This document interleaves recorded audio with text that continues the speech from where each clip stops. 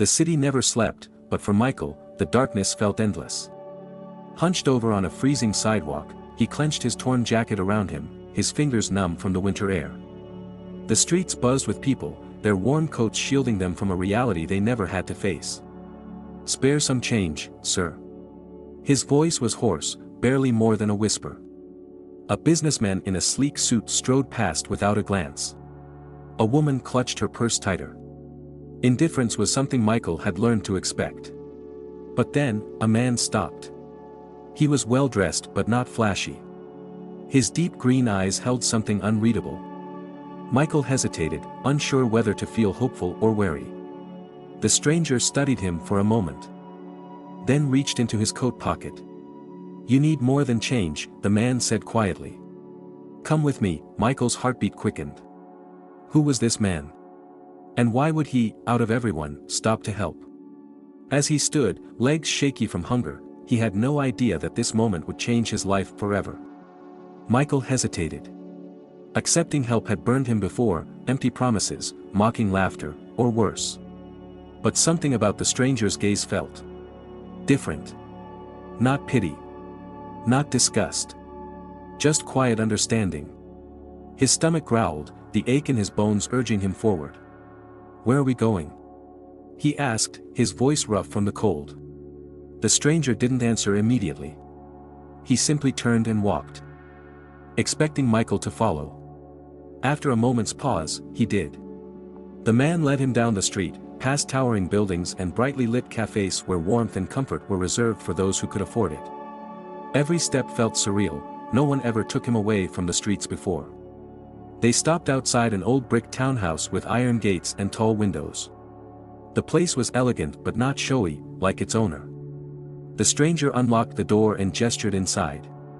Michael hesitated at the threshold. "What's the catch?"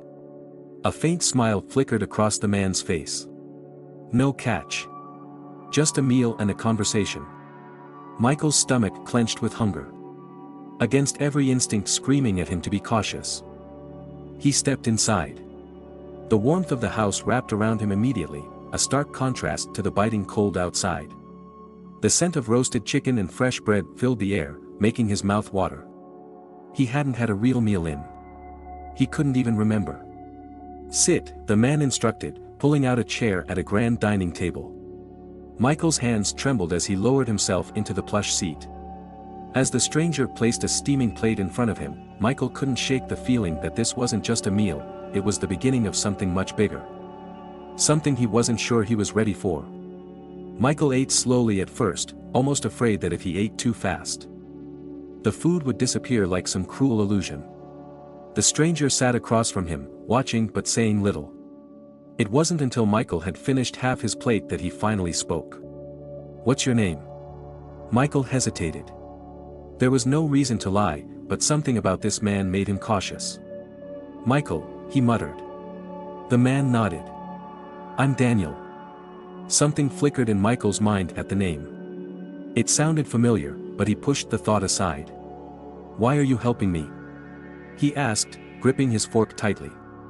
Daniel leaned back in his chair, exhaling slowly. "Because I know what it's like to lose everything." Michael's breath caught. Lose everything? This man, with his tailored coat and expensive watch. Daniel met his gaze, and for the first time, Michael saw it, the shadows beneath his calm exterior. He wasn't just some rich do-gooder. He had his own secrets. And Michael was about to find out just how deeply their pasts were intertwined. Michael set his fork down slowly. His appetite hadn't disappeared, but something about Daniel's words sent a chill down his spine. "You?" Michael scoffed, leaning back in his chair. What could you possibly know about losing everything? Daniel didn't react immediately. Instead, he reached for a glass of water, taking a slow sip before setting it down. His green eyes studied Michael carefully. "I wasn't always like this," Daniel finally said. "Once, I had nothing too." Michael narrowed his eyes. He had heard stories like this before, people trying to relate, offering false sympathy. But there was something different in Daniel's tone. It wasn't just words. It was lived experience. Michael's hands clenched under the table. And what? You just magically climbed back up. Daniel chuckled softly, though there was no humor in it. Not quite. It took time. Pain. Regret. He exhaled, looking past Michael as if lost in memory. And a second chance I never saw coming. Michael frowned. Something about the way Daniel spoke sent a nagging feeling crawling up his spine. And then Daniel said something that made Michael's breath hitch. I remember the day it all changed for me, Daniel said, tapping his fingers against the table. It was raining. I was desperate. And I asked a stranger for help. Just like you did tonight. Michael stiffened. His mind raced, trying to piece together why those words felt like a punch to the gut. A memory flashed, dimly lit streets, the sound of rain pelting against pavement, and a younger Michael walking past a homeless man slumped against a wall. A man who had asked him for help. A man with piercing green eyes. Michael's throat went dry. Daniel wasn't just some rich stranger. He was someone Michael had ignored in his past. Someone he had left behind. And now, fate had brought them together again. Michael's chest tightened. He stared at Daniel, searching his face for any sign of deception, but the truth was already clawing its way back from the depths of his memory. It was raining. He was younger then, rushing home, ignoring the drenched man who had asked him for help. He had walked right past him. The realization made his stomach churn. He had been the kind of person he now resented, the ones who averted their eyes, who crossed the street to avoid dealing with someone else's pain. Michael swallowed hard. That was you. Daniel nodded, his expression unreadable. It was. Michael felt the blood drain from his face. But you, he gestured around the elegant dining room, the warmth, the wealth, you're fine now. You obviously made it. Why does that moment still matter? Daniel's gaze darkened. Because that night was my breaking point. Michael braced himself. I had lost everything. My job. My home. My dignity. I wasn't just cold and hungry, Michael. I was done. I had reached the end of my rope. Michael's breath hitched. The night you ignored me. I almost didn't make it. Silence fell between them like a heavy stone. Michael wanted to look away, but he couldn't. The weight of Daniel's words pressed against his chest. I don't blame you, Daniel said finally, his voice softer now. That's not why I brought you here. Michael frowned. Then why? Daniel leaned forward, his piercing green eyes locking onto Michael's. Because someone saved me that night. A stranger. Just as I was about to give up, they stopped. They offered me a hand when I thought no one ever would. Michael's heart pounded. And now, Daniel continued, I have the chance to do the same for you. Michael opened his mouth, but no words came out. For the first time in years, he felt something foreign stir inside him. Hope. And yet, an uneasy question remained. Why me? He whispered. Daniel smiled faintly. Because fate doesn't make mistakes. Michael's mind swirled with confusion. The weight of Daniel's words pressed down on him like a boulder. Fate doesn't make mistakes. This had to be some kind of cruel joke. Michael sat back in his chair, rubbing his temples. So let me get this straight, he muttered. You were homeless. I ignored you. Someone else helped you. And now, you want to help me? Daniel nodded, his expression unreadable. Michael scoffed. Why? Out of pity. Daniel's lips twitched, but not in amusement. No. Out of understanding. Michael let out a hollow laugh. You think you understand me? He shook his head. I doubt it.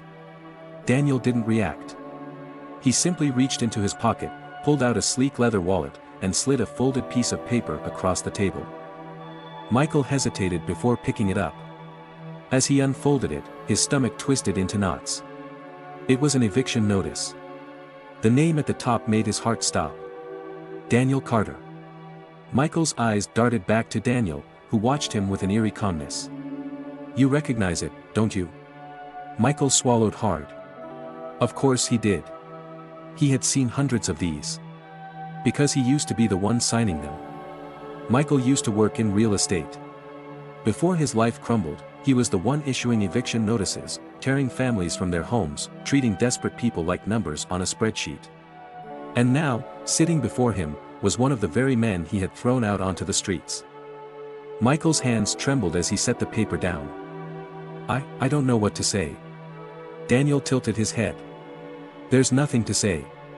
Just an opportunity. Michael frowned. An opportunity? Daniel leaned forward. I told you, I got a second chance. But it wasn't free. It came with a price. A lesson. And now, I want to offer you the same. Michael's breath hitched. He didn't know if he was terrified or intrigued. What kind of lesson? Daniel's green eyes darkened. One that will change everything. Michael's heart pounded. The room, which had felt warm and welcoming just moments ago, now seemed to close in around him. Daniel leaned forward, fingers interlocked, his gaze unwavering. I'm offering you a way out, Michael. Michael swallowed hard. A way out? Daniel nodded. But not just a handout. A test. Michael frowned. A test? Daniel tapped the eviction notice. I lost everything because of this. Because of people like you. But I rebuilt my life. And I learned something along the way. Michael's pulse quickened. Which is? Daniel sat back, studying him. Most people don't change until they're forced to. Michael felt a pang of unease. And you think? I need to change. Daniel's expression softened. I think you need to see things differently. He reached into his pocket again and pulled out a small, folded piece of paper.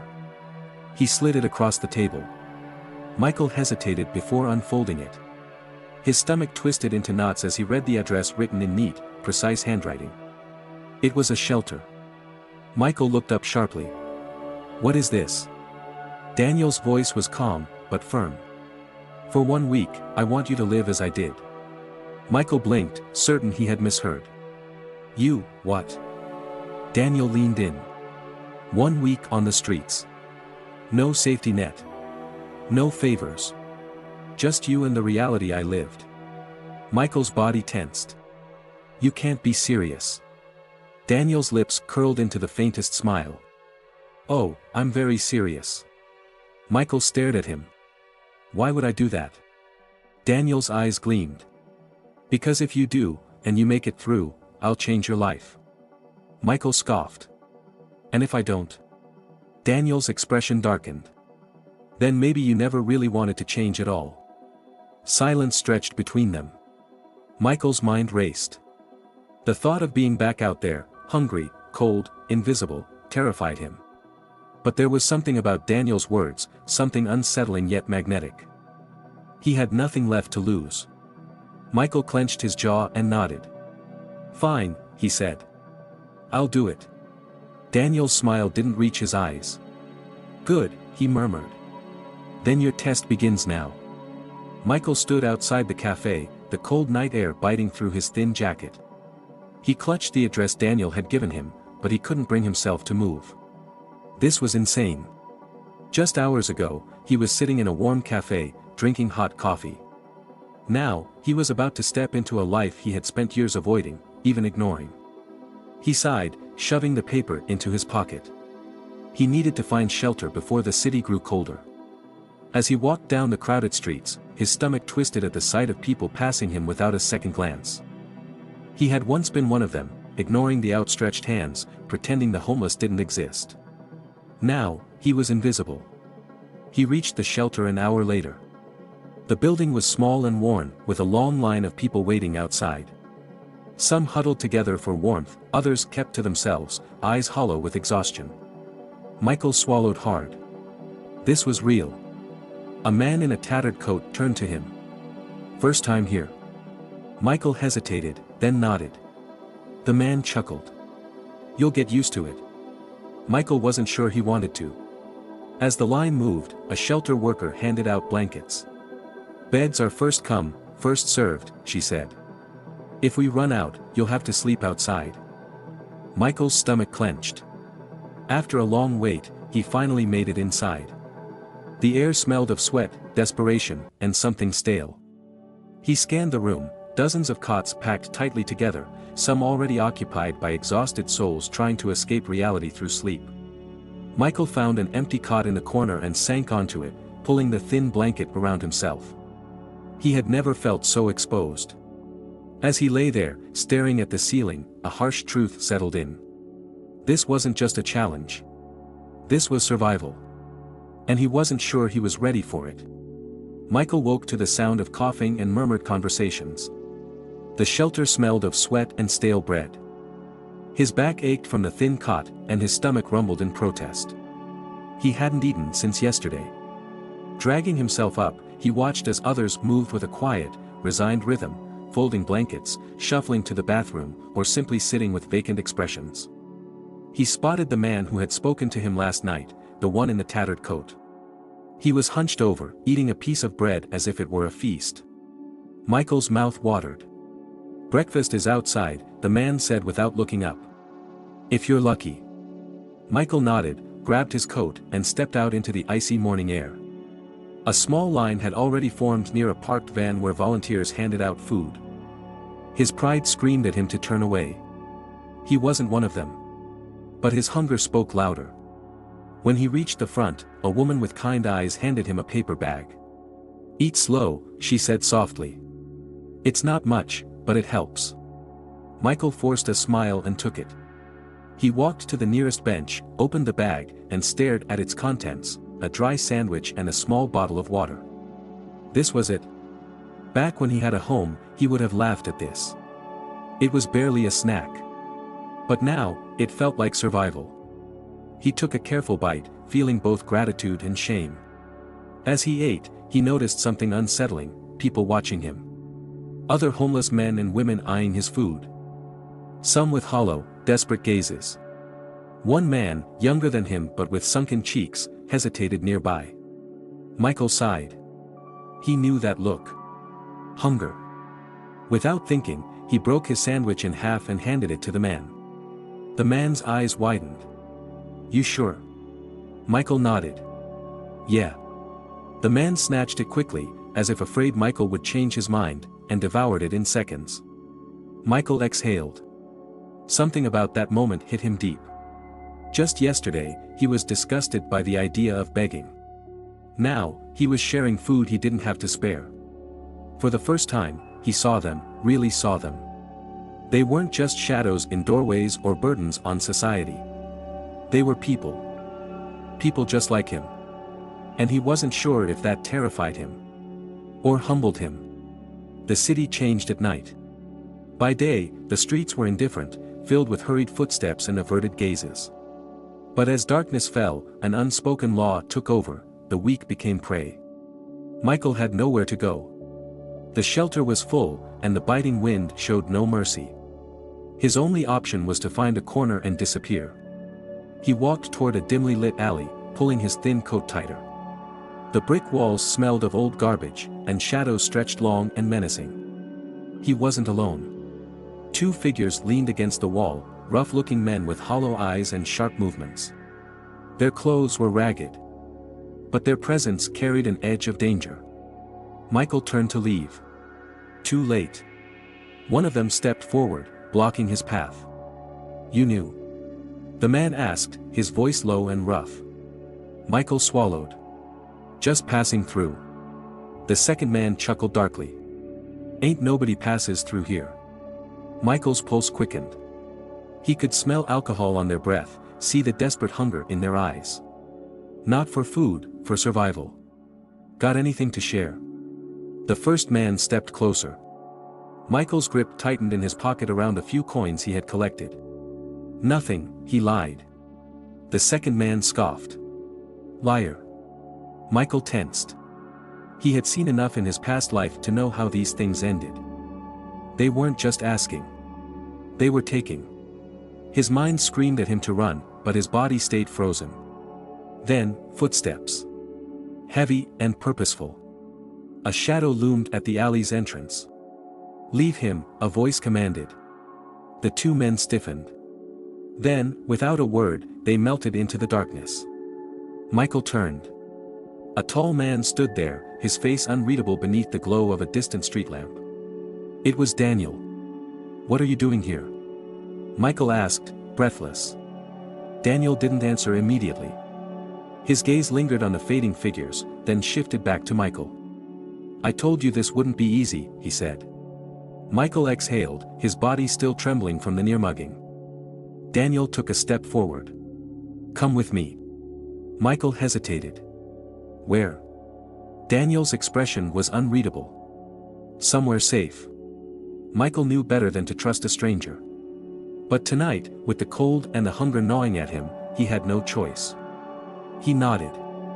And as he followed Daniel into the night, he couldn't shake the feeling that this man, this mysterious benefactor, knew more about him than he let on. Michael followed Daniel through the cold streets, his breath visible in the night air. The city was quieter now, the chaos of the day replaced by an eerie stillness. They walked in silence until Daniel led him to an old building, a worn-out diner, its neon sign flickering weakly. The smell of coffee and fried food lingered in the air as Daniel pushed open the door. A few late-night customers sat in booths, their eyes glued to steaming cups of coffee. A waitress behind the counter barely glanced up. "Sit," Daniel said, motioning to a corner booth. Michael hesitated before sliding into the seat. His body ached, his hunger gnawed at him, but his mind raced with questions. Who was this man? And why had he stepped in back there? A waitress appeared, placing a cup of coffee in front of him without asking. Then a plate, hot eggs, toast, and sausage. Michael stared at the food. It had been so long since he had a proper meal. His hands shook as he picked up the fork. Daniel watched him, silent. Michael took a bite. The warmth spread through him like a forgotten memory. He ate quickly, almost desperately. Only when his plate was nearly empty did Daniel finally speak. "I've been watching you." Michael froze mid-bite. He swallowed hard, setting down his fork. "What?" Daniel leaned forward, resting his elbows on the table. His face was calm, unreadable. "I knew your name before you told me," he continued. "I know you weren't always on the streets. I know you had a life before this." Michael's chest tightened. His mind reeled. "Who are you?" he demanded. Daniel didn't blink. "Someone who can change your life." Michael's hands curled into fists. "Why should I believe that?"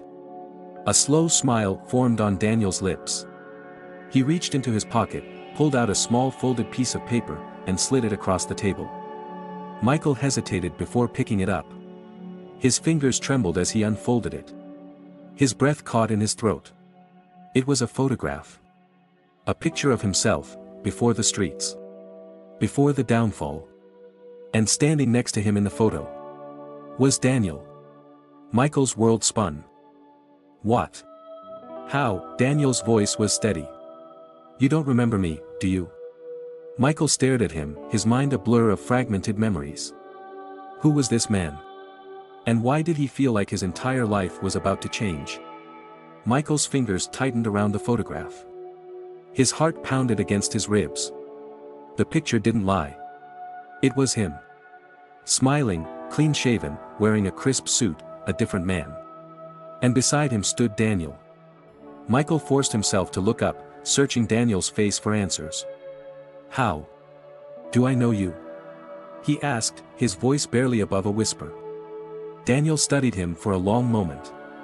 Then, with a sigh, he leaned back in the booth. "Because we were friends once," he said. Michael's mind raced, trying to grasp something, anything, that connected him to the man across from him. But all he found were blanks. "You're lying," Michael muttered. "I don't remember you." Daniel's jaw tightened, but his voice remained calm. "You wouldn't," he said. "Not after what happened." A cold shiver ran down Michael's spine. "What happened?" Daniel hesitated. Then, in a voice laced with both pain and something unreadable, he said, "You lost everything. And I wasn't there to stop it." Michael's breath hitched. His mind clawed at the walls of his memory, trying to break through the fog. But all he found were fragments, a nameplate on an office desk. The sound of laughter in a bar. The feel of a heavy weight pressing on his chest. It was there, just out of reach. Michael's fingers curled around the edge of the table. "You need to tell me everything," he demanded. Daniel's expression darkened. "I will," he said. But first, he slid another piece of paper across the table. Michael glanced down. It was an address. "Meet me here tomorrow," Daniel said. "And I'll tell you the truth." Michael's eyes flickered back to him. "Why not now?" Daniel's gaze was unreadable. "Because some truths are easier to hear in the light." Michael swallowed.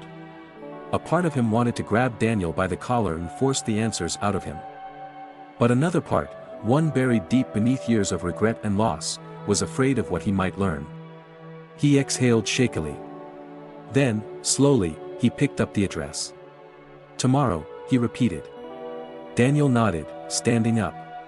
"Get some rest," he said. "You're going to need it." And just like that, he turned and walked out of the diner, disappearing into the cold night. Michael stared at the address in his hand.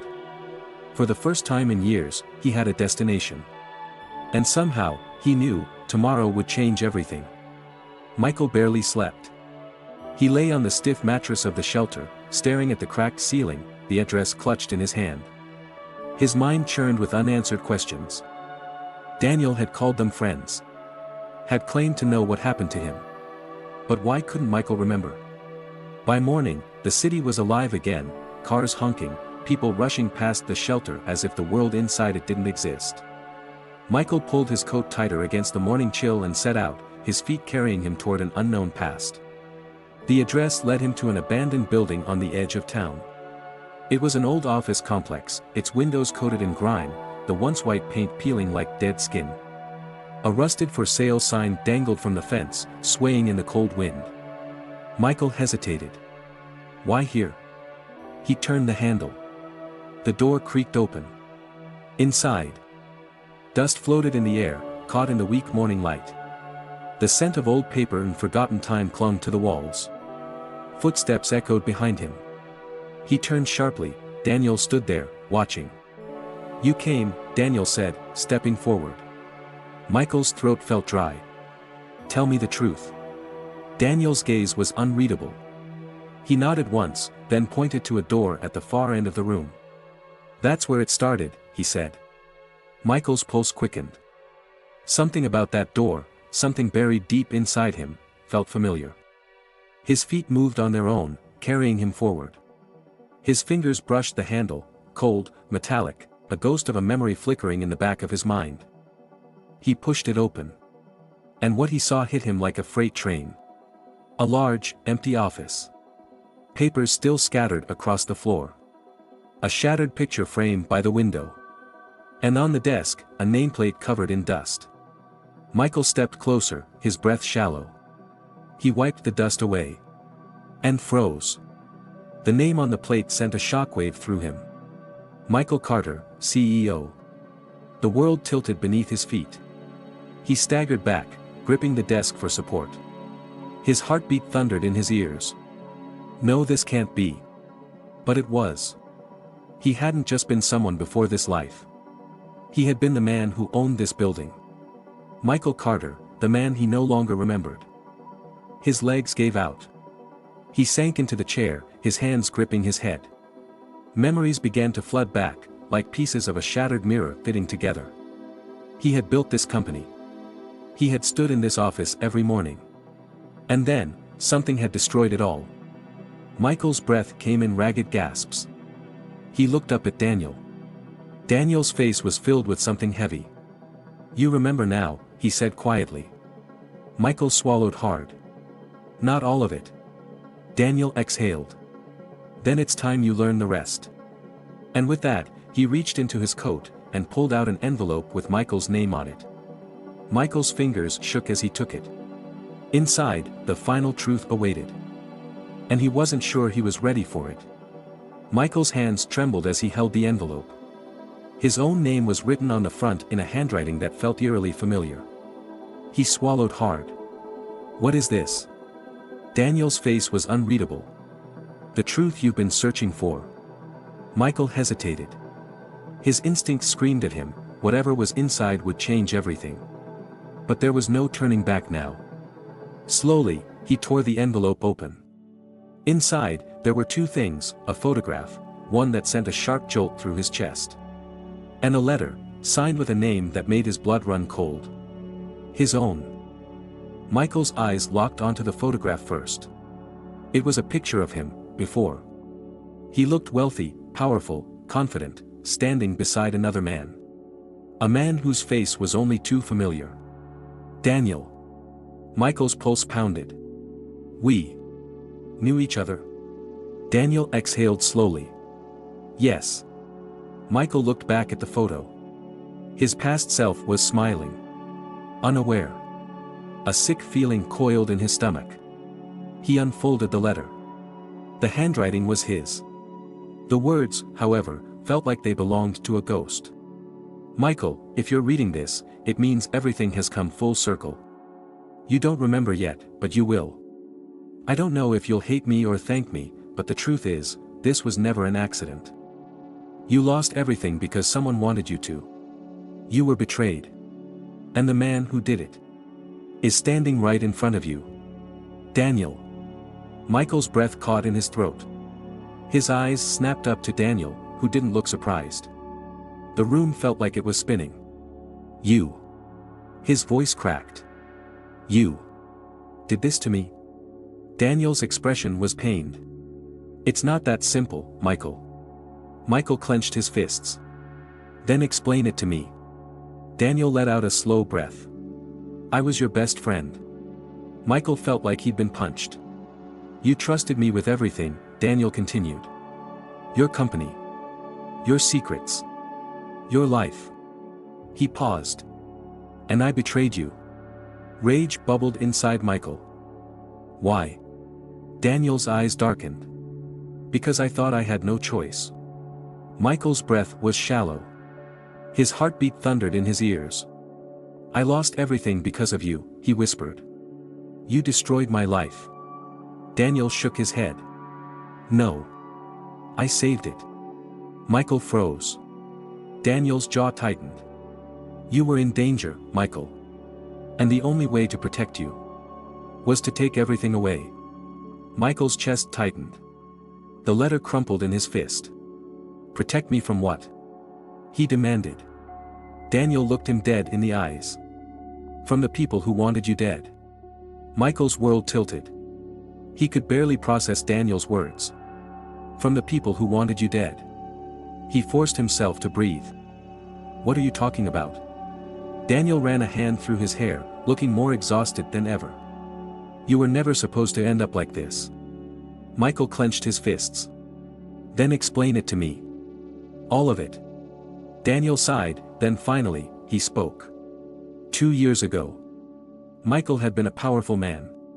CEO of a billion-dollar corporation. Respected. Untouchable. Or so he thought. But his own board members had turned against him. They had been laundering money, millions, and when Michael started asking questions, he became a problem. A problem they needed to eliminate. Daniel, his most trusted friend, had discovered the plot. And when he tried to warn Michael, Michael didn't believe him. So Daniel had been forced to make an impossible choice. Let them kill Michael. Or take everything from him first, so they'd leave him alone. Michael staggered back. His heart pounded like a war drum. You're lying, he whispered. This is just another trick. Daniel's expression was hollow. I wish it were. Michael's hands shook. You ruined my life. You took everything I had. My company, my home, he swallowed hard. My wife. Daniel flinched. Michael's breath hitched. His chest tightened. Did you betray me for her too? Daniel's voice was barely above a whisper. No. Michael's mind raced. Then where is she? Daniel hesitated. Tell me where she is. Daniel. Daniel closed his eyes. And then, with a heavy heart, he said the words that shattered Michael's soul. She's dead, Michael. Michael collapsed into a chair. No, this couldn't be real. He clutched his head, gasping for breath. How? Daniel's voice was raw. She tried to find you. She wouldn't stop looking. They saw her as a threat. Michael felt like the ground had been ripped from beneath him. Grief consumed him. His wife. Gone. All this time, he thought she had abandoned him. But she died trying to find him. Because of him. Because of what he didn't see coming. Daniel sat across from him. Silent. Waiting. Michael's grief slowly twisted into rage. He looked at Daniel, the man he had trusted with his life. "You should have told me," he whispered. Daniel met his eyes. "And would you have believed me back then?" Michael opened his mouth, then stopped. Because he knew the answer. No, he had been too proud. Too powerful. Too blind. And Daniel had known it. Michael exhaled shakily. He wanted to hate Daniel. Wanted to scream at him for destroying everything. But at the same time, Daniel had saved him. And in doing so, destroyed himself. They had both lost everything. Michael's voice was hoarse. "What happens now?" Daniel leaned forward. His eyes burned with something determined. "You start over." Michael let out a bitter laugh. "As what? A man who had it all and lost everything?" Daniel shook his head. "No." He handed Michael a new envelope. Michael frowned. "What is this?" Daniel's lips curled into the smallest, knowing smirk. "Your second chance." Michael hesitated, then opened it. Inside was a bank statement. His name was on it. And the balance? More than he ever imagined. Millions. Michael's breath hitched. Where did this come from? Daniel stood. From the men who took everything from you. Michael's eyes widened. Daniel smirked. Let's just say, I took a little something back. For the first time in years, Michael felt something stir inside him. Hope. He looked up at Daniel. And for the first time in years, he smiled. They tried to bury me, but they didn't know I was a seed.